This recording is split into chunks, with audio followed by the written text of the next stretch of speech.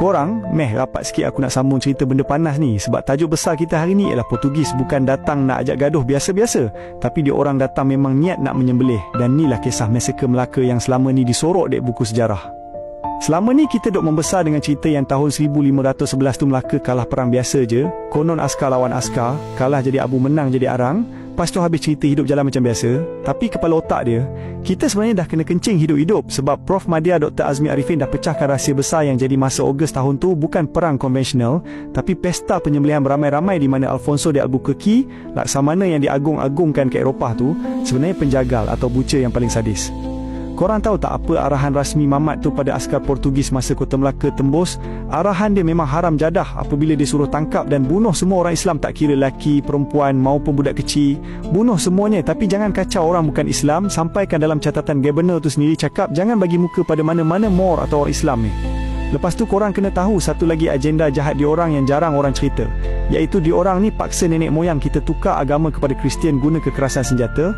Tapi kat tanah Melayu ni diorang gagal total. Tak macam kejayaan diorang Kristiankan penduduk asli kat tempat lain macam kat Brazil, Amerika, atau jiran-jiran kita kat Ambon, Timur dan Larantuka di Indonesia tu, yang mana kat sana pribumi terpaksa peluk Kristian sebab tak tahan kena tekan dengan muncung senapang dan mata pedang. Tapi kat Melaka, sorry sikit, walaupun pedang dah kat leher, iman nenek moyang kita keras macam wajah. Diorang rela mati berkalang tanah daripada gadai akidah.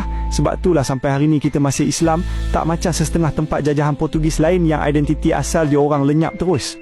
Cuba bayangkan nenek moyang kita kena seret keluar rumah, kena sembelih depan anak bini, wanita kena rogol dan mayat bergelimpangan sampai air sungai Melaka bertukar merah pekat. Jadi ini bukan penaklukan wilayah biasa tau. Ni dah taraf genosid atau pembersihan etnik atas dasar dendam perang salib. Yang paling buat aku sakit hati, hari ni ada lagi segelintir Melayu moden yang rasa bangga gila bergambar senyum-senyum buat peace depan runtuhan pintu gerbang Famosa tu. Padahal korang sedar tak batu-batu yang bina kota tu diambil daripada runtuhan masjid-masjid dan makam nenek moyang kita yang dihancurkan.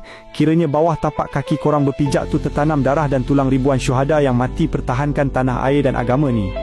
So tolonglah berhenti jadi naif. Sebab mana ada istilah penjajah baik? Kalau betul diorang baik, diorang duduk diam-diam kat Lisbon sana makan roti cicah sup, tak payah susah-susah belayar ribuan batu semata-mata nak bunuh orang, rampas emas dan paksa orang ikut cara diorang. Sebab itu bukan baik namanya, itu perompak dan pembunuh.